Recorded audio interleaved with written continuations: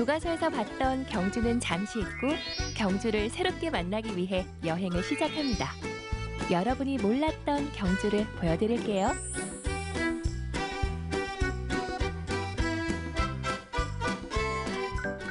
초록에 짙어지는 계절, 싱그러운 풍경을 선물하는 곳. 오늘 다시 만나는 경주는 박혁거세의 신화가 잠들어 있는 오릉입니다.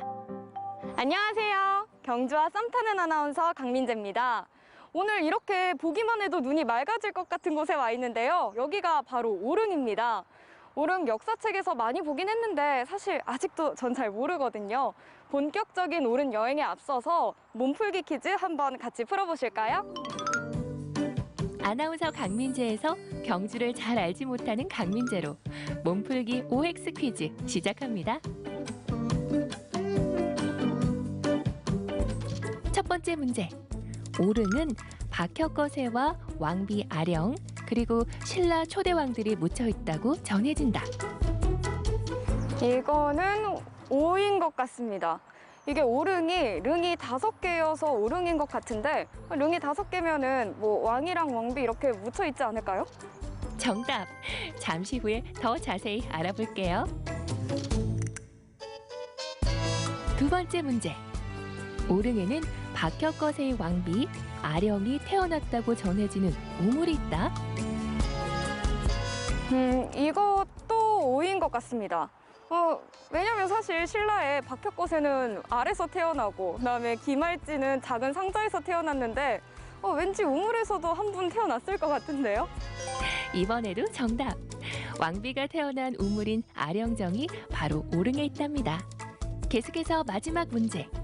박혁거세의 탄생 설화가 전해지는 우물 나정에는 아직도 맑은 물이 솟아나고 있다. O인 것 같습니다.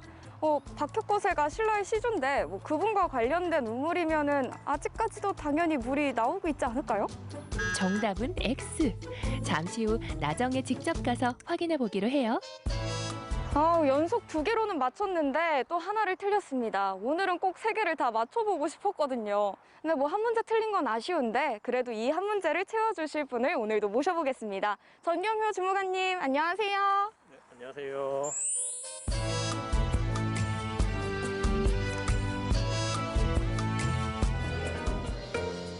능을 둘러싼 숲이 좋아 산책 코스로도 인기라는 오릉. 이곳에 남아있는 신비한 이야기들과 우리의 소중한 역사. 지금부터 하나씩 만나볼게요.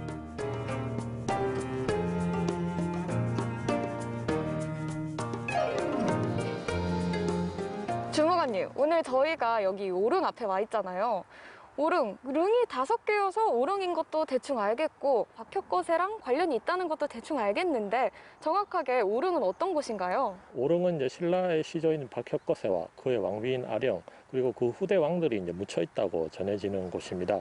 이제 삼국 유사에 따르면 박혁거세가 죽은 지 7일 뒤에 이제 하늘에서 이제 박혁거세 시신이 5조각으로 나눠져서 떨어졌다고 합니다.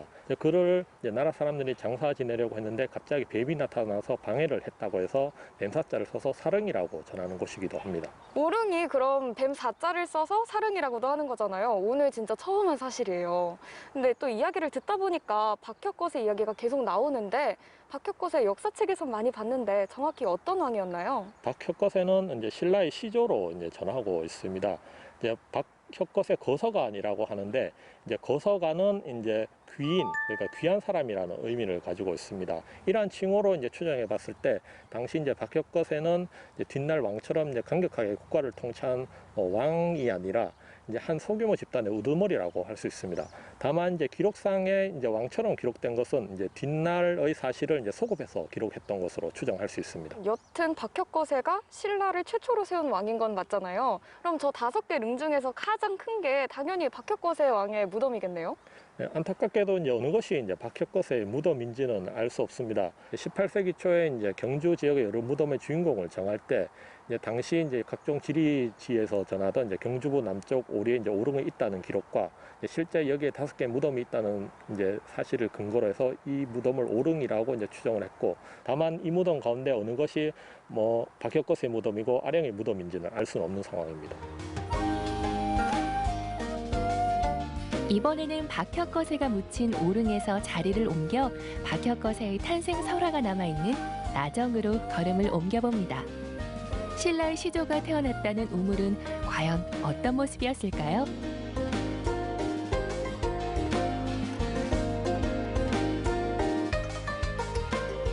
저희가 지금 오릉에 이어서 여기 나정에 와 있는데요. 여기 나정이 박혁거세의 탄생설화가 전해지는 곳이죠? 네, 맞습니다. 그 삼국사기와 삼국유사에 따르면 신라의 육촌장 가운데 한 사람이 이제 나정 곁에서 흰 말이 무릎을 꿇고 앉아 울고 있는 모습을 보았는데 그가 가까이 다가가자 이제 말은 사라지고 이제 자줏빛 알만 있었다고 전합니다. 그 알에서 이제 사내아이를 얻어서 길렀는데 그가 훗날 이제 박혁거세가 되었다고 전하고 있습니다. 우물이라고 하셨는데 여기가 우물이라고 하기에는 물도 없고 그다음 우물터라고 하기에도 되게 애매한 것 같거든요.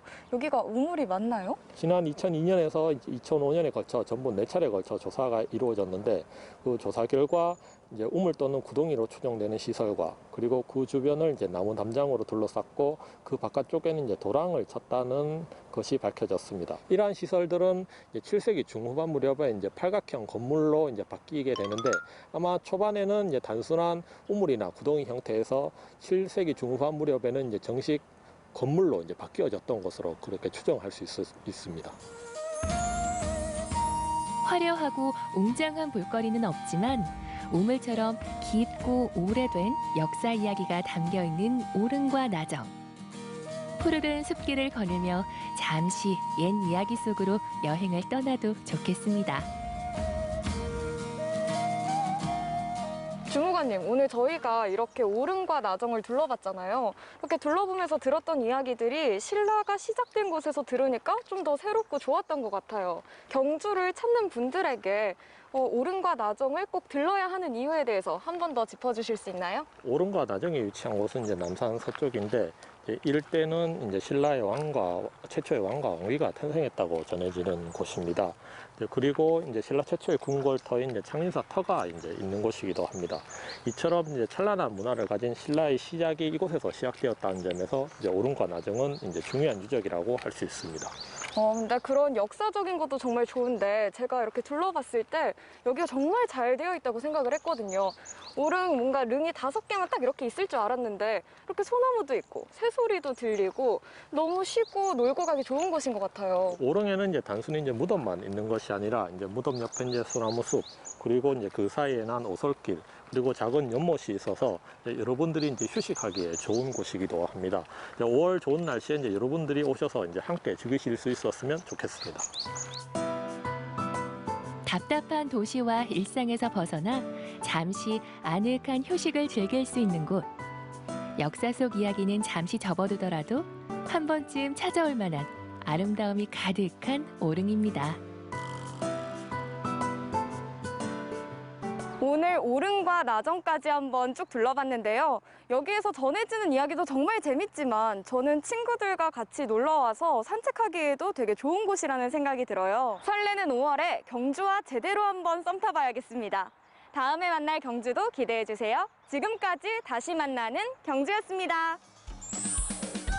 오늘 다시 만난 경주는 참 신비롭고도 아름다웠습니다. 잠시 잊고 있던 경주의 다채로운 매력들을 다음 시간에도 만나볼게요.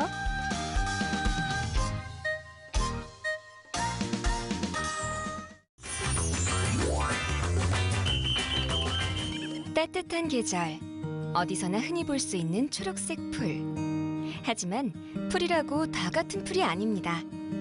병을 고치는 약으로, 맛있는 음식으로, 다양하게 활용할 수 있는 신비한 작물. 이름도 모양도 생소한 병풀을 소개합니다. 초록이 무르익어가는 초여름. 충주시 대소원면을 찾았습니다. 안녕하세요, 유미나입니다. 저는 지금 엄청난 보물이 있다고 해서 충주를 찾아왔는데요. 과연 어떤 보물이 있을까요? 같이 한번 가보실까요? 궁금한 마음을 가득 안고 도착한 곳은 평범하기 그지없는 비닐하우스? 이거 그냥 풀 아닌가요? 아, 네, 아닙니다. 이거는 병을 낫게 하는 풀이라고 해서 병풀이라고 합니다. 병풀은 상처 입은 호랑이가 뒹굴며 치료할 정도로 귀한 성분들을 품고 있어 호랑이 풀로도 불린다는데요. 병풀은 그 4가지 지표 성분이 있는데요. 뭐 마데카소사이드, 아시아코사이드라든가 그런 지표 성분들이 피부를 진정시켜주는 역할을 하고요. 복용을 하게 되면은 염증 해소에 많은 도움이 되는 그런 성분들이 들어 있습니다. 덕분에 의약품은 물론이고 화장품, 식품으로 다양한 분야에서 활용하고 있다는데요. 이렇게 엄청난 풀을 보고 그냥 지나칠 수 없겠죠? 사장님, 네네. 이거를 그냥 날거로 이렇게 바로 따서 먹어도 되나요? 네, 됩니다. 아, 정말요? 네. 저 하나만 먹어보고 싶어요. 아, 그럴까요? 네. 친환경으로 재배하는 병풀을 한 입에 쏙! 그 맛이 궁금한데요. 약간 상추 같기도 하고 약간 네네. 씁쓸한 맛이 약간 나네요. 맴돌고 있어요. 네네. 근데 그 쓴맛이 네. 오래 머금고 있지는 않아요. 네, 그러네요. 금방 네네. 사라지네요. 네. 8년 전 처음 병풀 재배를 시작한 조윤희 대표. 남편이자 든든한 동료 김종광 이사와 함께 병풀을 충주 특화작물로 육성하기 위한 노력과 연구를 이어가고 있답니다. 제가 농업회사 법인 대표고요. 저희 김종광 씨는 이사입니다. 남들은 부부가 같이 일을 하게 되면은 많이 다툰다 이런 말을 하는데 저희 같은 경우는 일 업무가 많이 세분화돼 있습니다. 저는 재배 과정이라든가 음식 쪽에 관련된 일들을 많이 보고 있고요. 김종광 이사 같은 경우에는 이런 이제 마케팅 쪽이라든가 그다음에 이제 컨설팅 쪽으로다가 일을 많이 하고 계세요. 병풀은 한 해에 4번이나 수확할 수 있다는데요. 효능뿐만 아니라 생산량도 정말 대단하죠? 이사님 지금 수확 중이신가 봐요. 네, 맞습니다. 근데 원래 이렇게 손으로 직접 뜯으시나요? 원래 평상시는 자동 수확기로 수확을 합니다. 근데 오늘은 이제 손이나 낫으로 하는데 그냥 오늘 양이 너무 작다 보니까 손으로 뜯고 있습니다. 제가 보기엔 그냥 손으로 막 쥐어 뜯는 것 같은데 네. 이렇게 해도 되나요? 이거 병풀은 이제 단연생이에요. 네. 우리 이제 미나리를 보시면은 미나리 수확할 때 뿌리는 놔두고 위에만 이렇게 자르잖아요. 네. 이 병풀도 마찬가지예요. 뿌리만 놔두고 위에 줄기하고 이파리하고 따갖고 수확을 하는 겁니다. 네. 그렇죠? 맞나요? 네네. 오. 처음인데 오. 잘하시네요. 정말요? 네네네. 뭔가 스트레스가 풀리는 것 같은데요. 우와. 네, 맞습니다. 잘하고 계시네요. 그럼 이사님, 네. 이 병풀은 재배하실 때 가장 신경 써야 되는 부분이 어떤 부분이에요? 이게 이제 묘종을 심고서 하면은 이제 이게 미나리 까다 보니까는 물은 좋아하지만은 여름 같은 경우는 이제 하루에 한 번 정도 물을 스프링클러로 해서 주고 있습니다. 그래서 배수가 네. 토양에 배수가 잘 돼야 됩니다. 최근 충주시 농업기술센터와 함께 체계적인 연구도 시작했다는 조윤선 대표. 외국산 병풀과 차별화를 두는 한편 소비자들에게 보다 쉽게 다가갈 수 있는 상품도 개발하고 있다네요. 한계가 있고 냉동도 하거나 그래야 되죠. 그래서 일단 팀장님 저희 병풀 상품화를 위해서 병풀 관광 상품을 확대하고 그리고 병풀의 생산량을 증가시킬 수 있는 그런 시험 연구를 하고 있었는데 거기에 대한 내용들을 얘기를 하고 있었어요. 열정도 넘치시고 의욕적이시고 그리고 시대를 읽는 사업적인 눈도 많이 가지고 계신 분들이세요. 앞으로의 활약이 기대되고 있습니다. 최고의 품질을 자랑하는 병풀을 생산하기 위한 두 부부의 도전은 오늘도 계속되고 있습니다. 지금 현재 저희 병풀 농원에서 2가지 정도를 지금 이제 연구를 하고 있는데요. 첫 번째는 뭐냐면은 저희들이 산림청에 품종 출원을 지금 하고 있는 상태에 있고요. 병풀이 화장품용으로는 많이 특허라든가 논문 같은 게 많이 있지만은 식품용으로는 전혀 그 자료가 없기 때문에 지금 기능성 쪽으로 해서 자료를 확보를 하려고 하는 중입니다. 이런 면역력을 키워주는 상품들이 많으면 좋잖아요. 거기에 이 병풀이 한 품목 한다라고 생각을 하고 있습니다. 그래서 더욱 건강한 먹거리를 만들기 위해서 지금 노력하고 있고 계획 중입니다. 한 번 맛보면 헤어나올 수 없다는 병풀 요리. 지금부터 자세히 만나볼까요? 저는 병풀로 만든 음식이라고 해서 그냥 비빔밥 정도 생각했거든요. 네. 근데 이게 다 뭐예요? 요즘 이제 뭐 페스토어가 굉장히 많이들 만들어서 드시는데 페스토어를 이용해 갖고 지금 샌드위치를 만들었고요. 그리고 병풀 연겨자 샐러드예요. 이 샐러드를 이제 생으로 음식을 한 거고요. 네. 그리고 이제 건초로 이용한 것 같은 경우에는 밥을 지어서 주먹밥을 이용했습니다. 그리고 저희 분말로 이용한 네. 마들렛이라든가 아니면 병풀 라떼라든가 그리고 양갱 그리고 젤리 이렇게 활용을 해봤습니다. 이런 건 아이들도 정말 좋아할 것 같아요. 아이들도 좋아하고요. 네. 집에서 아이들하고 체험하기 너무 좋아요. 저는 주먹밥부터 먹어보겠습니다. 네, 드셔보세요. 싱그러운 비주얼의 병풀 주먹밥. 어떤 맛인가요? 식감이 어떠세요? 아삭아삭하니 네네. 네, 안에 그런 이게 당근이라든지 멸치라든지 이렇게 골고루 넣으셔서 고소하기도 하고요. 요즘은 아이들이 이제 편식을 좋아하니까 네. 여러 가지 이제 안 먹는 야채와 함께 이렇게 간편하게 먹을 수 있게 네. 한번 만들어봤습니다. 상추쌈처럼 이렇게 병풀로 이렇게 쌈을 싸서 이렇게 만드신 거죠. 네. 먹고 먹고 또 먹고. 많이 먹어도 부담 없는? 아니, 많이 먹을수록 더 건강해지는 병풀 요리입니다. 와, 오늘 건강에 좋은 병풀도 알게 되고 그리고 다양한 음식도 맛보고 정말 좋았습니다. 즐거웠습니다. 감사합니다. 저희도 고맙습니다. 네, 대표님, 이사님, 그럼 앞으로 병풀로 어떤 일을 더 해보고 싶으신지 말씀 부탁드릴게요. 저는 병풀이 아직도 많이 생소합니다. 많은 분들이 모르고 계시기 때문에 저는 음식으로서 좀 다양하게 만들어서 국민들이 드시고 건강해졌으면 좋겠습니다. 저희 우리 한국에서 우리 병풀농원이 병풀 재배의 선두주자가 되기를 기원하겠습니다. 저도 늘 옆에서 응원하겠습니다. 와! 감사합니다. 싱그러운 초록빛의 한 번, 몸에 좋은 다양한 성분들의 또 한 번. 건강과 입맛을 동시에 지켜주는 병풀의 매력에 빠져보시는 건 어떨까요?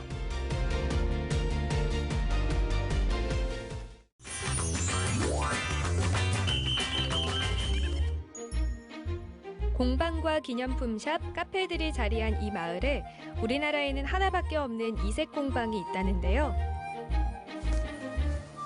이야, 와, 안녕하세요 사장님. 네. 여기 재미난 물건들이 많다고 해서 왔습니다. 네. 어떤 물건들이 있나요? 여기는 오토마타를 제작하고 판매하는 매장입니다. 오토마타요? 네. 좀 생소한데 어떤 건가요? 오토마타는 이제 자동화인데요. 이제 오토메이션의 복수형의 오토마타 영어 뜻이고요. 어떤 메커니즘을 통해서 위에 있는 조형물들을 이제 자연스럽게 예술적으로 표현하는 제품들을 오토마타라고 합니다.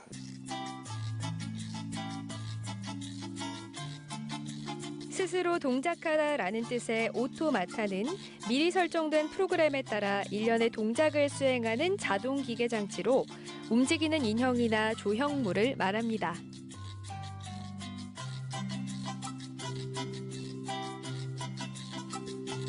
지금은 이제 타임라인이라는 게 있어요. 그러니까 예를 들어서 오토마타도 하나가 움직이면 하나 그 움직이는 거에 다른 것들은 멈춰 있다가 그게 지나면 또 움직이고, 그러니까 시간차를 두는 것들. 그러니까 예를 들면 네네, 한쪽 다리, 왼쪽 다리가 이제 움직이면 왼쪽 다리는 이제 고정되어 있으면 또 오른쪽 다리가 또 움직여야 되잖아요. 이런 타임라인. 근데 이거는 보면 두 개가 동시에 하나의 타임라인뿐이 안 되잖아요. 기아 뒤에 보면 이제 뒤에 기아가 돌아가면서 케미라고 해서 캠이 이제 움직여요. 요게 움직이고 요게 움직이니까 요걸 가지고 이제 위에 거를 이제 타임라인을 줘서 움직이게 만들어요. 요거는 이제 회전을 할 수 있게 돌리는 거고요. 요거는 이제 다다다닥 떨 수 있게. 그리고 요거는 이제 위아래로 이제 여기서 밀어주고 위아래로 올리고요. 요거는 이제 순간 떨어지게. 고대 그리스와 중국에서 시작된 오타마타는 현대에 와서는 움직이는 인형이나 장난감의 모습을 갖춘 하나의 예술 분야로 자리 잡기 시작했는데요. 과학 지식과 수학적 사고는 물론 예술적 감수성까지 더해져서 통합적인 사고력을 기르는 교육 프로그램으로 최근 주목받고 있습니다. 여기 어떤 곳인지 알고 들어왔어요? 아니요, 그냥 겉에 보니까 신기해서 들어왔어요. 어떤 게 신기했어요? 자동으로 돌아가는 게 있어가지고 신기해서 들어왔어요. 그거 이름 혹시 알고 있어요? 아니요, 몰라요. 네. 오토마타라는 건데 와서 직접 만져보니까 어땠어요? 재밌어요. 이렇게 딱 톱니바퀴로 돌아가니까 신기했어요. 어린이들이 하면 좋을 것 같아요. 지금 굉장히 어려운 것들도 많은데 간단한 것들에서 저거 보니까 아까 토끼는 이렇게 자전거가 이렇게 돌더라고요. 아이들이 처음에 시작하기 저런 정도면은 쉽고 재밌지 않을까 생각이 됩니다. 국내에는 오토마타에 대한 자료들이 많지 않아서 재용 씨는 하나하나 직접 만들어 보거나 3D 모델링을 통해 작업을 합니다. 오토마타를 시작하게 된 건 29살 때. 3D 공부를 하다가 레오나르도 다빈치가 구상한 일명 파닥새로 불리는 오르니톱터를 보고 그것을 재현하게 된 것이 계기가 됐습니다. 애착이 가고 제가 오토마타 중에 제일 좀 좋아하는 게 날개짓 하는 게 좀 되게 멋있었어요. 그래서 대표작으로? 예, 대표작으로 해서 건들지 못하기 위해다 벽에다 박아놨습니다. 그래서 항상 이거 보고 이제 심심할 때 돌리죠. 인생은 돌고 도는 거니까.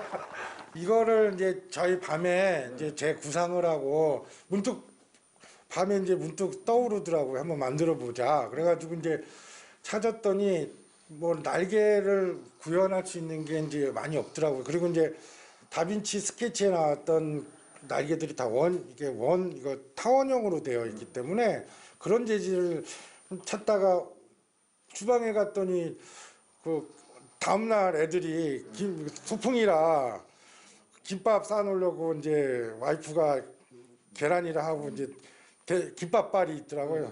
그 벌떡 눈이 띄더라고요. 야, 이거 가지고 만들면 되겠다. 그래가지고 그냥 밤에 만들었죠. 여기 대나무 김밥발.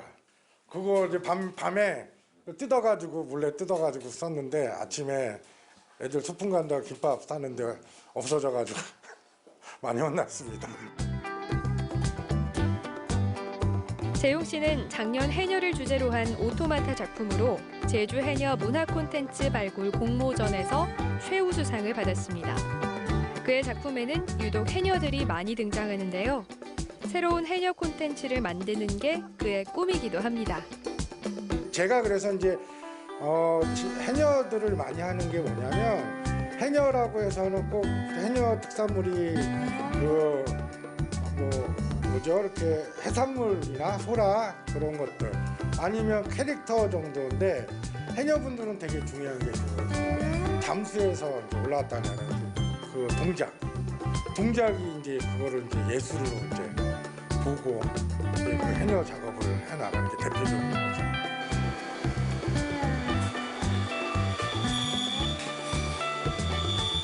독학으로 오토마타를 익힌 재용 씨. 중요한 건 무조건 만들어 보는 거라는데요. 계속 만들다 보면 실력과 노하우가 생긴다고 합니다. 이렇게 재용 씨가 오토마타에 빠지게 된 건 그의 어린 시절 꿈인 애니메이션 감독의 꿈을 이루기 위해서라고 말합니다. 저는 이제 예전에 그러니까 이제 옛날 얘기를 말씀드리면 제가 이제 초등학교 5학년 때 로보트 태권보이를 보고 깜짝 놀랐어요. 이런 메커니즘이 있구나. 그래서 이제 초등학교 6학년 때 꿈을 꿨죠. 나도 저런 메커니적인 애니메이션을 만들어야겠다. 그래서 이제 그때 생각을 했던 게 애니메이션 감독이 되는 게 꿈이었는데 그 어릴 때 거기 지금 애니메이션을 가르쳐 주는 데가 하나도 없었어요. 그러니까는 이제 제가 애니메이션을 하는 이유도 하나의 프레임을 가지고 이렇게 엮어서 한 번에 움직이는 동작을 만들듯이 이것도 하나의 기아를 가지고 하나의 움직임을 만드는 게 이제 전 애니메이션을 좋아했다 이제 빠져들게 된 또 하나의 계기가 된 거죠. 어린 시절 부모님과 함께 잠시 살았던 제주. 그래서 재용 씨는 유독 제주에 애정이 많습니다. 오토마타의 제주의 오름과 설화, 4.3 등의 역사들을 접목해 다중문화예술 공간을 만드는 것이 그의 또 다른 꿈입니다.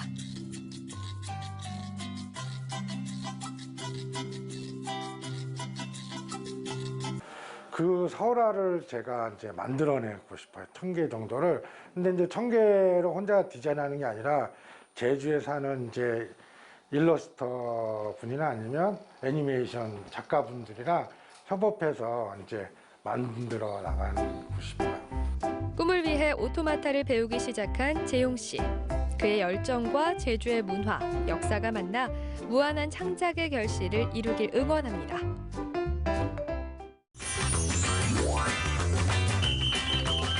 다들 아시다시피 5월은 가정의 달이죠. 소중한 분들께 감사한 마음을 따뜻하고 정성스러운 보양식으로 표현해보는 거 어떨까요? 가족의 건강은 곧 나의 건강. 원기 회복의 대명사 오리수육을 비롯해 웰빙 음식으로 각광받는 보거 요리까지 맛과 영양이 듬뿍 담긴 보양 맛집 소개합니다.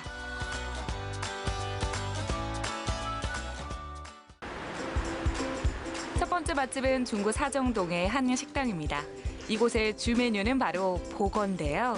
개운한 국물과 담백한 보거살, 그 매력에 푹 빠져서 오늘도 많은 분들이 이곳을 찾았습니다. 일반적인 육류라든가 생육류 같은 경우에는 비린 냄새도 나고 텁텁한 느낌도 나는데 보건 좀 개운하다고 그럴까요? 시원하고 개운하고 가슴을 빵 뚫어주는 맛도 있고 속이 확 풀리는 아주 좋습니다. 생선 중 최고의 진미로 손꼽히는 보거. 복요리는 예로부터 귀한 손님에게 대접하는 최고급 음식으로 통했는데요. 특히 이 집은 보거의 장점을 최대한 살려서 한번 맛본 이들은 누구라도 엄지척을 들게 합니다. 진짜 맛있어. 이거 먹으러 일주일에 한 번 정도는. 맛있는 집이에요. 하여튼 여기는. 나 10년 넘었어요. 아주 그냥 죽여줘요, 그냥. 이곳에서는 25년 경력의 보거 요리 전문 자격증을 갖고 있는 사장님이 안전하게 조리를 해줍니다. 제 앞에 있는 게 몸에 좋다는 보양식 보거 맞나요? 네, 그렇죠. 흰밀복입니다.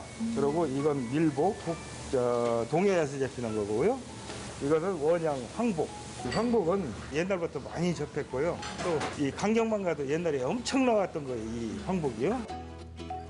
보거 맑은탕에는 콩나물이 듬뿍 들어가고요. 소금, 마늘에 이어서 시원한 맛을 내기 위해 무즙을 꼭 넣어야 한다고 합니다. 무즙이 나중에 뜹니다. 육수에. 그래 탁해져요. 그래 꼭 손으로 가려야 합니다. 마지막으로 손질한 밀복을 올려주는데요. 차근차근 밀복 토막을 담는가 싶더니 정체불명의 뭔가를 더해주네요. 대체 이게 뭘까요? 밀복 애라고도 하고 이래라고도 하고. 제가 알기로는 보거는 살만 먹고 내장은 못 쓰는 걸로 알고 있는데 밀복 이거만큼은 드실 수가 있어요. 다른 복은 아예 드실 수가 없고 자양 강장이나 아니면 뭐 화장품이나 이 피부 미용에 굉장히 탁월합니다, 이게. 일명 보거 애로 불리는 보거 간. 일반인이 구별하기엔 쉽지 않기 때문에 주의가 필요합니다. 간하고 이래하고는 거의 육안으로 봤을 적에는 비슷해요. 보거 내장을 드실 적에는 전문점에서 꼭 자격증이 있는 그 전문점에 가서 꼭 드셔야 하는 겁니다. 몸에 좋은 보거, 이제 맛을 우려내는 일만 남았는데요. 갖가지 채소를 넣고 만든 육수를 부어주고요. 재료들이 익을 때쯤 보거와 찰떡궁합을 이루는 필수 재료, 미나리를 올려주면 속풀이 끝판왕 보거 맑은탕 완성입니다.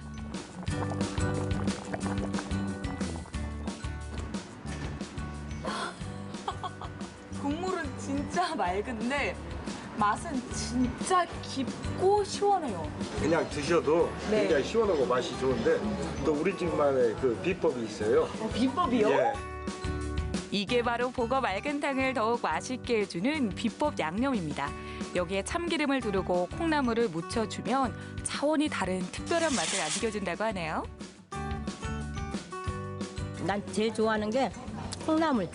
콩나물 비벼서 나오는 게 너무 맛있어요. 여기서 무쳐주는 거 먹다가 집에서 사서 무치면 맛이 없어 못 먹겠어. 끓이면서 이거 빼는 노하우죠. 이게 아삭아삭하면서. 내 오늘은 밥을 한 공기 먹었는데 맨날 두 공기 먹어 여기만 오면. 보거 맛집인 줄로만 알았더니 전혀 예상하지 못한 숨은 강자가 여기 있었네요. 과연 손님들의 극찬을 받는 콩나물 무침, 그 맛은 어떨까요? 굉장히 아삭거리죠? 진짜 아삭하고 간도 너무 맛있게 잘 배어있고 배워 먹을 때마다 시원하고 구수한 그 국물이 쫙쫙쫙 나오면서 그렇죠. 또 얼마나 아삭하게요.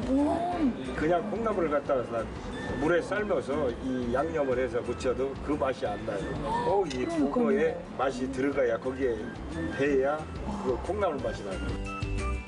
자, 그럼 본격적으로 오늘의 주인공 보거의 맛을 음미해 보기로 합니다.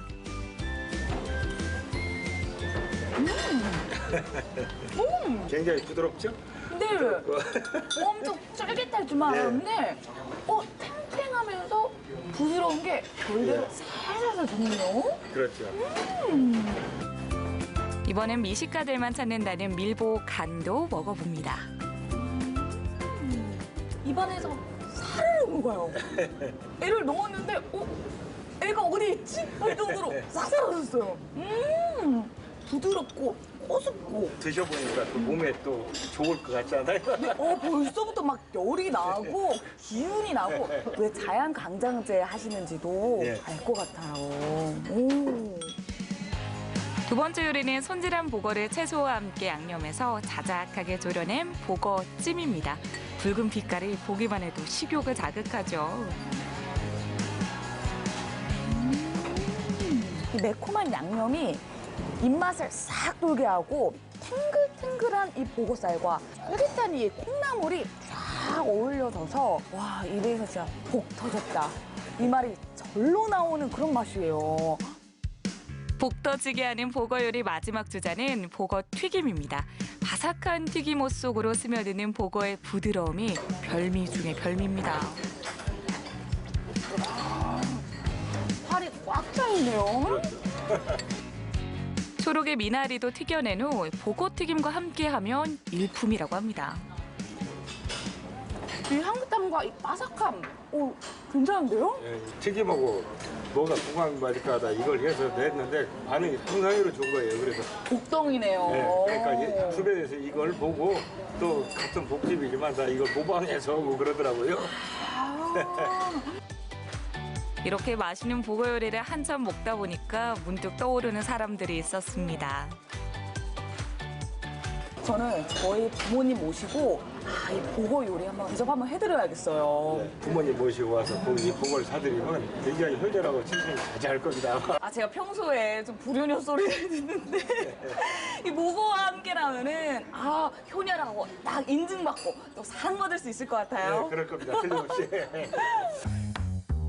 이번엔 세종시의 한 맛집을 찾았습니다.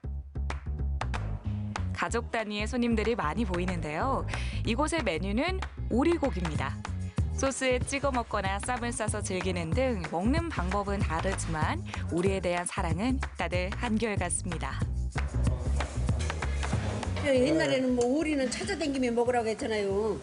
근데 진짜 찾아다니면 먹을만 해요. 이거 진짜 맛있어. 냄새도 하나도 안 나고 너무 부드러워요. 손질 같은 거는 마트에서도 많이 팔잖아요. 근데 그런 거는 많이 먹어봤는데 특히 이거 수육은 자주 먹을 것 같아요. 건강해지는 느낌? 구이나 훈제로 익숙한 오리를 이곳에서는 수육으로 선보이는데요. 수육 특유의 부드러움을 내는 비법은 바로 이 집만의 비법 소스와 숙성이 있습니다. 오리가 오면은요, 저희가 이제 3일 동안 냉장고에서 저온 숙성을 하고 이제 연육이 되면서 이제 부드러워져요. 한눈에 봐도 진한 빛깔이 탐스러운 비법 소스. 다양한 재료들이 소스 안에 들어있다고 합니다. 한약재고요. 이게 16가지의 소스가 들어가고 저희의 비법입니다. 숙성이 잘 된 오리고기는 먹기 좋은 크기로 잘라줍니다. 그런 다음 찜기에 올리고 20분 정도 찌면 부드러우면서도 기름기는 쏙 빠진 오리 수육이 완성됩니다. 색다른 조리법이지만 한 번 맛보면 헤어나올 수 없다고 해요.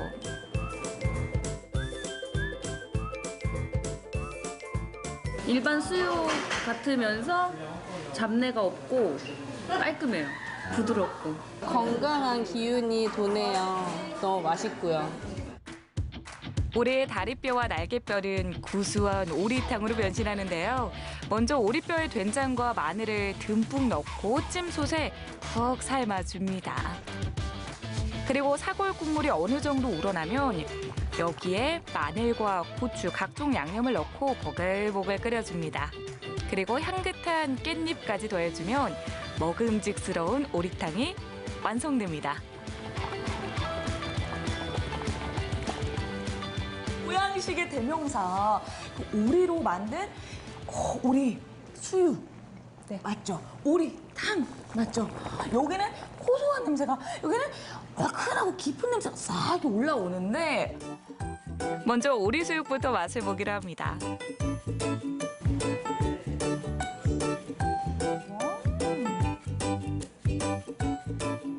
오리고기가 야들야들하고 깊은 맛이 먹을 때마다 자꾸 우러나오고 이 소스랑 조합이 너무 좋아요. 저희가 이제 숙성된 고기이다 보니까 고기가 부드럽고 진짜 녹죠, 고기가. 수육이라고 해가지고 물에 삶는 게 아니라 스팀으로 저희가 찌기 때문에 오리 본연의 그 향을 즐길 수가 있는 거예요. 어디에서도 먹어보지 못했던 그런 특별한 맛이에요.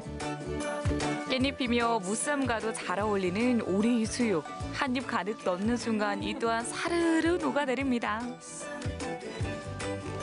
맛있죠? 어떻게 이렇게 쌈이 달아요?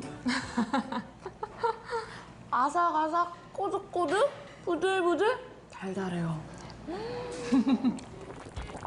끓이면 끓일수록 진국이 우러나는 오리탕. 담백한 수육과 함께 더욱 끓이는데요.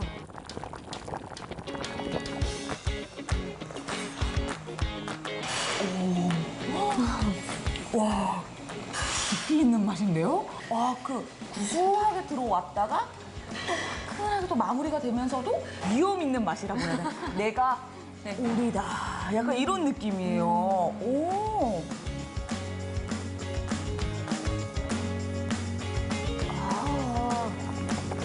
칼칼하면서 걸쭉한 국물 맛이 입맛을 당기는데 수육에 포함된 사이드 메뉴라는 게 놀랍기만 합니다. 뼈에 붙어있는 살을 발라먹는 재미도 빼놓을 수 없죠. 생각보다 많이 붙어있어요. 이제 그냥 뼈만 남기게 저는 이렇게 먹거든요. 진짜 어떤 손님은 여기 안에 이 뼈 안에도 육수가 있다고 해가지고 이렇게 뼈를 씹어서 육수를 쪽쪽 빨아 드시는 분이 계세요. 진짜 그만큼 깊은 맛, 또 건강한 맛이기 때문에 진짜 그 국물 하나라도 놓치기 싫은 그 마음 충분히 이해합니다. 수육이면 수육, 탕이면 탕. 어떻게 먹어도 맛이 좋은 오리고기. 아무리 먹어도 질리지 않고 계속 먹게 되더라고요. 오리 한 상을 싹 먹으니까 좀 막 열도 나고 몸에서 막 에너지도 나고 건강해지는 그런 느낌이 들어요. 오리고기는 보양식으로서 어린 아이들과 이제 부모님 모시고 오기에 좋은 음식이에요. 네, 한번 놀러 오세요. 네, 엄마 아빠 조만간 여기로 오리. 소중한 이들을 위한 특별한 한 끼가 필요한가요? 그렇다면 귀한 보거 요리와 웰빙 오리수육 어떠신가요? 5월의 봄날이 더욱 따뜻해 주실 겁니다.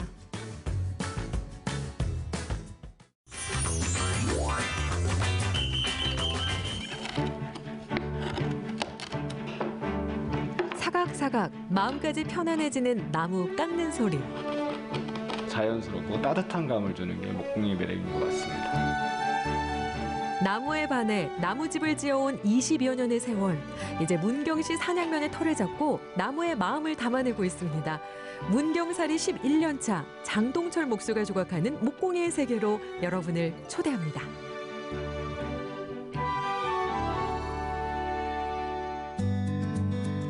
슥슥 삭삭 나무 깎는 소리로 경쾌한 하루를 시작하는 경북 문경시 산양면. 이곳에서 나무에 푹 빠진 한 남자, 오늘의 주인공 장동철 씨를 만났습니다. 목공방을 운영하고 있는 장동철이라고 합니다. 저희는 우드카빙을 위주로 하는 목공방, 수작업 목공방입니다. 도마, 숟가락 등 생활용품부터 고급스러운 뽐내는 볼펜 등 소품까지 나무로 만들지 못하는 분야가 없다는데요.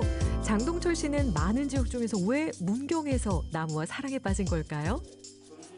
문경 세제를 한번 방문했었는데 너무 좋았어요. 자연환경이나 여러 가지 환경들이 너무 좋아서 그래서 저희가 귀촌을 결심하게 됐죠. 그리고 살아오면서 보니까 점점 더 좋아지는 것 같아요. 제가 지금 한 11년째 됐는데 그래서 지금도 아주 만족하고 살고 있습니다. 나무에 반해 나무집을 지은 지 어언 20년. 고향 용인을 떠나 문경에 터를 내리고 나무와 오순도순 살고 있는 목수 장동철 씨.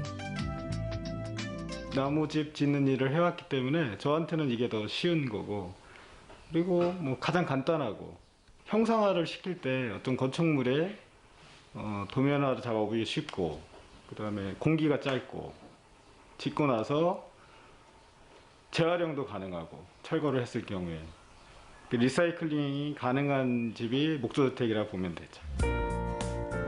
평범한 나무가 작품이 되는 공간. 나무마다 제각기 가진 결이 다르기 때문에 똑같은 나무를 사용한다 해도 세상에 단 하나뿐인 작품이 탄생한다는 말씀. 저희들 같은 경우에는 하드우드를 많이 사용하는 이유가 나무의 결이 단단하고 그리고 목리가 아주 예쁘죠. 보통 보면은.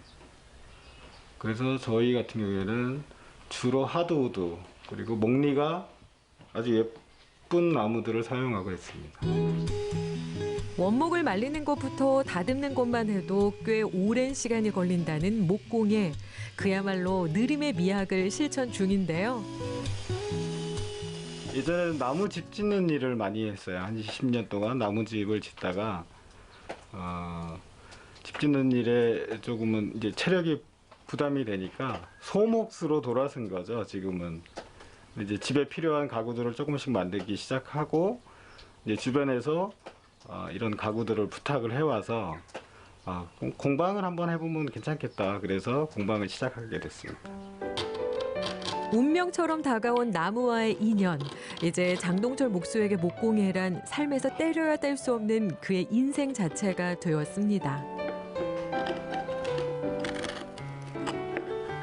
나무가 가진 결들이 다 다르듯이 목공도 작업하시는 분들의 성격에 따라서 또 쓰시는 분들의 성격에 따라서 많은 변화를 가져올 수 있는 게 목공의 매력인 것 같아요. 너무 획일화되지 않고 좀 더 자연스럽고 따뜻한 감을 주는 게 목공의 매력인 것 같습니다. 조각돌을 대기만 해도 품고 있던 무늬를 내어주는 나무들. 작은 소품을 비롯해 가구에 이르기까지 다양한 목공예 작품 스펙트럼을 보여주고 있습니다. 일상적으로 쓰이는 물건들, 일상에서 흔히 접할 수 있는 다반 종류나 아니면 소반 종류, 그다음에 화병, 그러니까 소품 위주로 많이 작업을 하고요. 또 차도구 같은 경우에도 많이 작업을 하고 있습니다. 수많은 작품들 사이에서 장동철 목공예 작가의 최애 작품은 바로 의자. 정성이 많이 들어간 만큼 애정 또한 남다르다고 하는데요. 저 같은 경우에는 제가 예전부터 의자를 많이 좋아해서 이런 편한 의자를 하나 만들어 보고 싶다 해서 만들게 된 것 같죠. 이런 스틱이나 이런 것들을 하나하나 저희가 수공으로 이제 작업을 해야 되기 때문에 시간이 굉장히 많이 소요되죠.